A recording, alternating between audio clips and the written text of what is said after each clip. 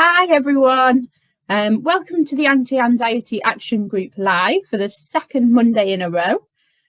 As you know, the purpose of this group is to inspire and to support you to take positive action for yourself to control, reduce and eliminate unhelpful feelings of anxiety.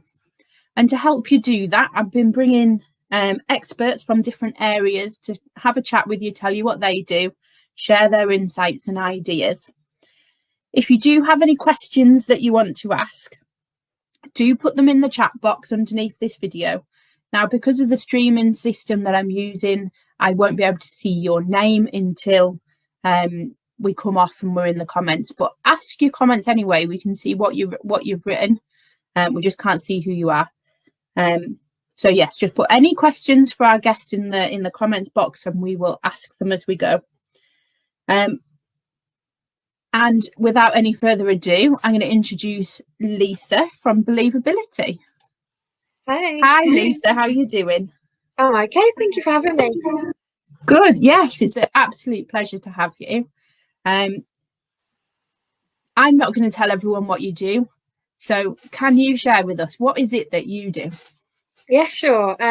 So what I do is I work with children, and they might be facing some difficulties, and during if they're having emotions that are getting in the way of them just enjoying their life, okay, and then I can help them to understand how their emotions work, how they can be aware that they decide how they feel, and that it's in their control, that it's not anybody else's ability to do that for them, and just want them to know that there's nothing wrong with them.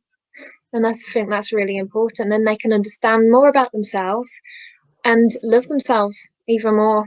And this always leads to better relationships with their siblings, with their friends, and with their parents. And they're better able to communicate how they're feeling, and also just to learn better, just to enjoy life better without these feelings getting in the way and stopping them. I do this with one-to-one sessions, but also I'm going to beginning doing some group sessions too. These are different from the usual hypnotherapist and emotion coach sessions. That's because I focus more on the power of the imagination and essentially just fun, just making it fun. I also help parents. So they might be dealing with their own anxieties. They might have stress or frustration that's getting in the way of them being the best parent they can be. And so I can help them to completely change how they feel about themselves and about their children. And when they can understand better their children's behaviour, they can feel better. And when they're feeling better, that's when they're able to deal with things better and be the best parent they can be, which is, the point really. So with parents who do have children with anxiety, I can help support them too. But I think the first thing to focus on is that they help themselves with how they feel about their child having anxiety. So because sometimes their own beliefs about this get in the way of them being really helpful. So how do you feel about your child having anxiety? And do you have to be unhappy if your child is? Because when you're judging anxiety, if you're thinking it's bad, then you're in a less helpful place to be helping your child, because you're already dealing with your own unhappiness about your child's unhappiness or anxiety. But when you can accept that your child has anxiety, and that's okay because that's just their way of doing the best they can for them, you're coming from a place where you're free to think clearly, and a place of more to be able to be loving and more focused on what you want for your child, the solution. So how you're viewing that anxiety is a really important factor. And when you're thinking it's bad, you're going to feel bad. So thinking is feeling, and I think I always say this is important, like whatever you're thinking is how you're going to be feeling. So if you're pushing against that anxiety, you're working a lot, you're putting a lot of the effort into pushing away the anxiety, but you don't get much results. But if you can accept that and other emotion, just like happiness, sadness, they're just all emotions and they're all quite equal. And actually they're all made there by belief. So all it means is that your child has a belief that in its every time we have a belief, it's because to take care of ourselves. And so in a way, that anxiety is your child's best way to be taking care of themselves at the minute. And that's all it means. No, if your child has anxiety, it doesn't mean anything about you as a parent. And, you know, you are not in control of how your child feels. No one is apart from them. So if you can get that out of the way first, then you're ready to. I think that's a really important point to make, that a lot of parents and a lot of adults in general, but parents especially, take on responsibility for how the people around them, or if they're parents, especially their kids, are feeling and coping with things, Yes. and can blame themselves for that. So I think it'll be really reassuring for people just to be reminded, or maybe even told for the first time ever, that it isn't their fault, they haven't done anything wrong. That's right. And it just is how it is. And yeah, accepting that is definitely one of the first steps in order to move forward and support your kids. Yeah, definitely. But for those parents that aren't sure, how would you recognise anxiety in a child? How do you know what's anxiety and what's just who they are? Yeah, well, with anxiety, if your child has anxiety, it can be really hard for the child to understand and to express how they're feeling. So it doesn't get communicated generally with words, but you can see it in different ways and different signs. So they might become more tearful or clingy or irritable. They might have difficulty sleeping or wake up more, have nightmares, or even start wetting the bed. And older children, again, you can see they might begin to lack confidence in trying new things, or just things that they could do before. They might find it harder to concentrate. They might have angrier outbursts, and they can be worrying about even the smallest things, or they could be worrying more often, like even spend the whole day worrying about things that you wouldn't even think about.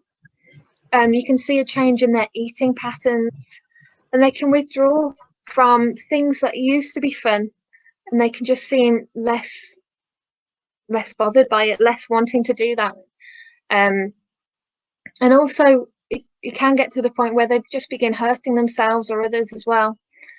So, but anxiety also affects them physically. If they might be saying they've got a tummy ache more, feeling sick, a headache, and that could be like if it was anxiety to do with school, you know, it could be in the morning before they go to school showing these signs, maybe even feeling shaky or have a racing heart. So there's lots of things to look out for, and not all children show the same signs. But if you do have some of these signs showing up, it doesn't automatically mean it's anxiety either. But it does show you that there's a sign, just something to look closer at. So a lot of it will be just noticing, looking for differences in their behaviour, and you know, repeated complaints and things like that. Yeah, and if there's a pattern, as in like, oh, it just happens before school or any time, that could be an indicator. Yeah, that happened to me when I was at school, probably for 2 years. Me too. If not more. What techniques have you got? Let's look at little children first. What techniques have you got that you can share with us that parents out there can use to support their kids and help them feel a bit calmer? Okay, so because the children who are younger, they don't critically think about, they haven't got the critical thinking yet. So it's more focused on fun. So one thing that I think is the most powerful, and you can do it anywhere, is breathing. But with little children, if you just get them to lie down, and if you can get them to put a soft toy in their belly, And then it's fun because they're breathing, lifting up that toy with their stomach and all the way down. And you can make a game of it, but they're getting that benefit. And that's a really good thing for them to practice. It helps anywhere. I also like to use the imagination for them, which helps them change on different levels. Stories are a really powerful tool also because they engage their imagination and their learning without even knowing it. But also laughter is really underrated tool. So there's something I just want to share with you about that. Okay, so if you're happy to do it with me. Yeah, go on then. Okay, so it helps with the tapping as well, one side each side. So if you just start with tapping your thighs slowly, and we're gonna pretend something's funny, or we're gonna fake laugh, whichever suits you, and we're gonna do it that sound with thigh. So hi hi hi hi hi hi hi hi hi hi hi hi hi hi hi, and then we're gonna move the tapping to our stomachs now. We're going to sound like Santa. So we're going to laugh with ho, ho, ho, ho, ho.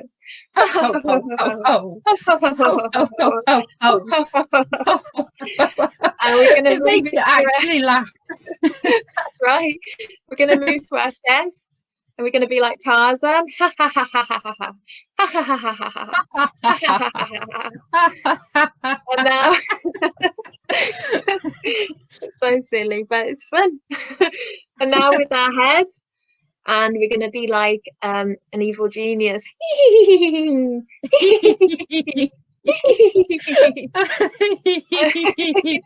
now with our hands in the air like a celebrity. Woo! Woo! Woo! Oh my god, that is so silly. That's right, it's silly, and silly is good because it has the same, whether you're imagining something's funny or it really is, your body reacts the same. It's a principle of motion follows motion. So you get that same oxygenation, you get them feel good endorphins, and you can see yourself, it just made you laugh anyway. It did. And I'm pleased that so we had a bit of a chat beforehand, and Lisa just said, "Oh, I'll do this exercise with you," and didn't actually show me what it was. And I'm pleased because I would have thought, I don't want to do that because I'm going to look like an idiot. But it was good fun. Yeah, I thought that. I thought I'm going to look silly, and I thought, good, because kids like silly, and it still works. So let's do it. Yeah. And it's like you're not laughing because you're happy, but you're happy because you're laughing. So do it. Yeah, well, it's put a massive smile on my face. Yeah. So I think, yeah, if you can get over yourself even as an adult and just do that, that's you feel like a bit of a wally, but it is good fun and it does make you laugh. Be more kid. Yeah, be more kid. What about with older kids? So obviously young kids and teenagers feel like very different creatures. Yes. So what are we looking out for with teenagers? Okay, so there are still a range of answers because even as teenagers, no one thing will help everybody. But the main thing is being a person or having a place where they can talk and they can let out how they feel, however silly it is. This is a place they're not going to be judged. And sometimes if they do have small worries, like they worry about you going to the shops because they've made up whatever story, those fears can get dismissed, and then they're left with still with that fear. It doesn't go away, but then they've got that feeling that they're wrong to think about this, and then they also stop communicating that as well. So having that place or that person to be able to open up is really helpful to them. It's really important to normalize how they're feeling. You know, it's okay to be anxious. It's okay to feel this way. Sometimes that's really important. They don't know that. They feel like something's wrong with them. Adults that feel that too. Yes, yeah, especially now, yeah. Story is powerful, whatever age, even with adults, even with teens, even with younger ones. And I also like to guide them to use their power of the imagination to make changes or I can use formal hypnosis with them. But I find metaphors as well, allowing them to find their own solution with metaphor is really important, to allow them to find their own ideas, because it's so much more effective than you just saying, do this, when they've come up with it themselves. But I have put together 5 steps for parents to help their child, or to get their child to do when they are feeling that anxiety. So because anxiety is a learned response, doing these 5 steps, if you do them often, it's like okay, so the anxiety feels like it's automatic, like it's not in your control, but actually it is that you've learned it. So if you do these 5 steps every time you're feeling anxious, sooner or later you'll realize that this is the new automatic. You've learned it so well that you haven't even thought about it anymore. Okay, so number 1 is breathing. So taking that nice deep breath in, all the way in, holding it, and just slowly letting it out. And I can't tell you how many times I do this throughout the day. It's just lovely. And also it's important because it gives you that stop from when you are going with that automatic emotions and automatic feelings, to actually you're getting the pause, to giving yourself that choice of doing something different, that awareness that I'm in control here. Yeah. And then yes, yeah. And then just becoming aware of what you're saying to yourself. Again, what you think is what you feel. Thinking is feeling. So if you're in the habit of negative self-talk, if you're asking questions like what could go wrong, what's going to happen next, who's going to get me, or anything like that, your brain is going to give you those answers, and it's not helpful, because you're thinking these negative things. You're going to be feeling that way too. So just become aware of, what are you thinking? Why is that feeling here? Number 3 is just bring yourself back into the present moment. So oftentimes, if you're anxious about what could happen, what's going to happen, what are people going to think, that's all in the future. So take yourself back into the now. What is happening now? You know, and you've realised none of that is happening now. That's all what if. So bring yourself back into the now. Number 4 is to replace the negative thoughts with helpful, more effective questions. And I've got a few here that you can ask yourself to put your focus on more where you want it. So, how am I safe now? Who around me is loving? What do I like about where I am now? How do I want to feel? And how much fun can I have? And just having that different focus, with your self-talk, what you're thinking, it'll be wonderful changing how you're feeling too. Number 5 is the power of your imagination. If after all those steps you still have got that feeling lurking and you still want to get rid of that, then I find it's fun to just visualize that you're like an airbed. You're full up with that feeling inside you, and just imagine now that your fingers and your toes become little valves, and they slowly let that feeling out. All the time you're breathing out, that feeling just goes out too. And each time you breathe in, it's just calm and peace. And again, you're deflating that feeling out through the fingers and toes. And you can do that until all of it's gone. And you can always repeat the steps, because the breathing again will be so useful.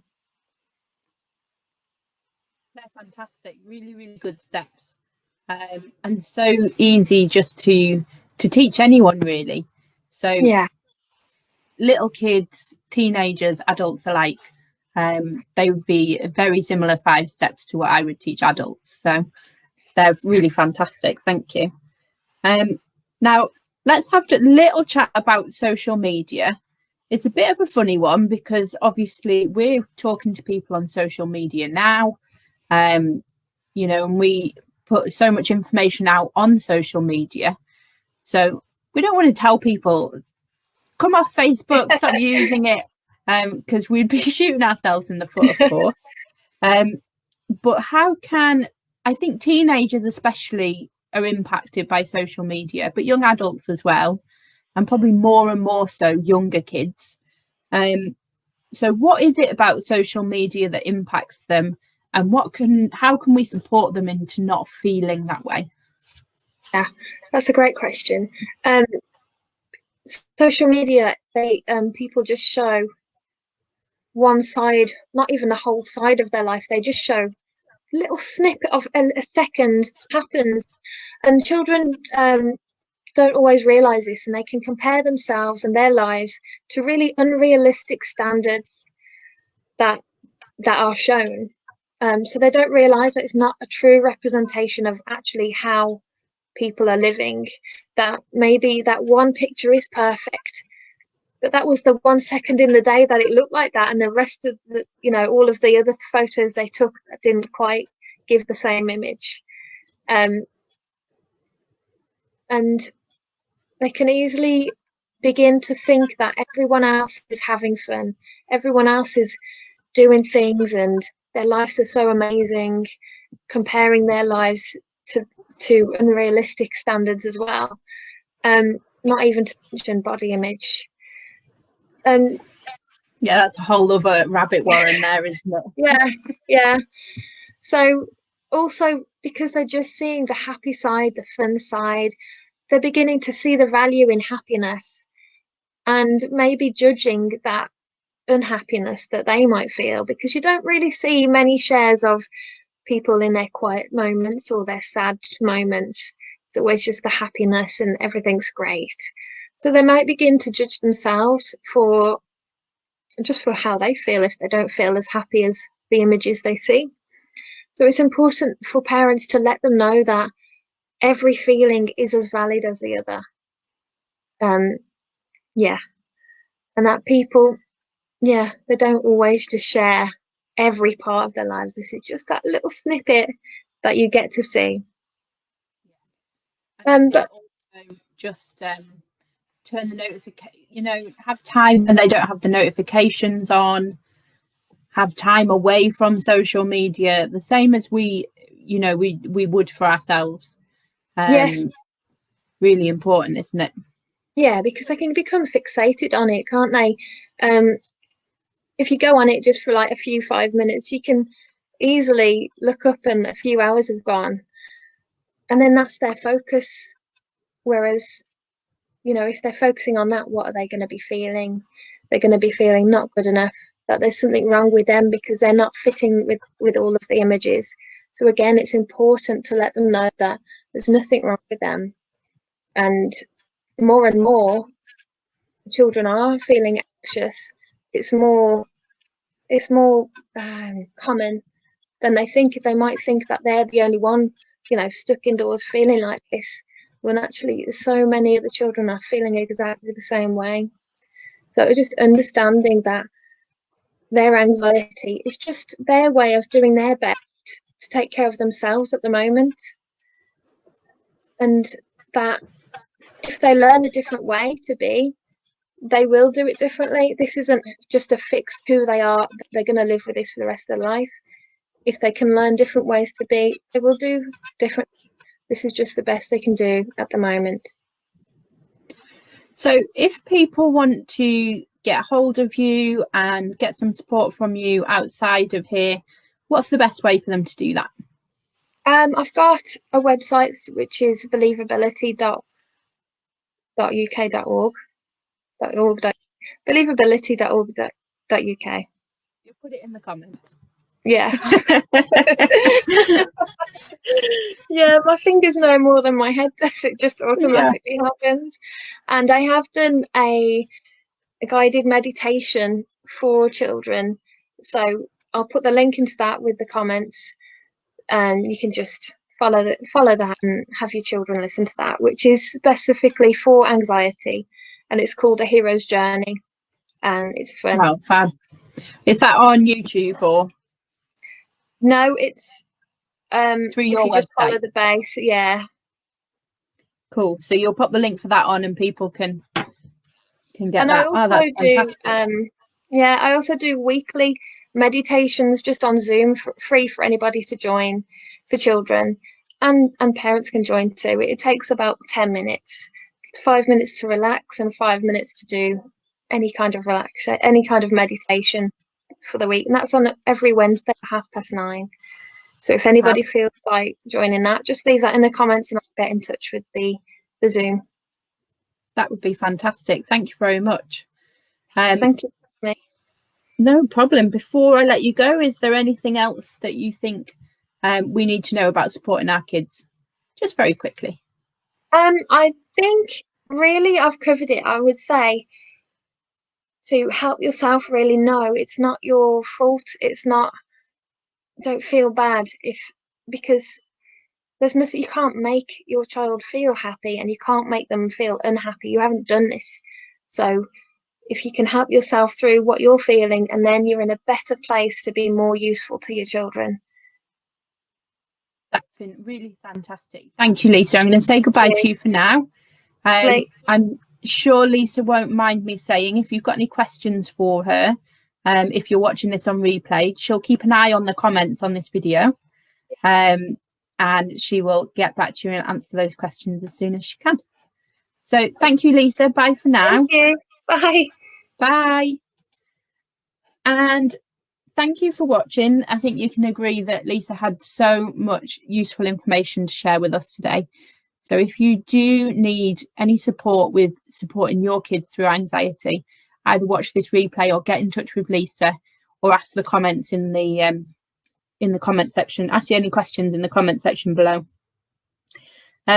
Next week, I'm chatting to Lana Walker from Worthy and Content, and she's got a really big treat for us. So next week you're going to need a little bit of equipment, because Lana is going to be telling us how to give ourselves neck and shoulder massages. So I think we need a little bit of oil, and she said even olive oil or something like that will do, but I'll get some more information about that to you during the week. And for now, that's me. If you need any support from me or any support from Lisa, get in touch anytime and we'll be here to give you. So we'll be here. That's it for now. Good night.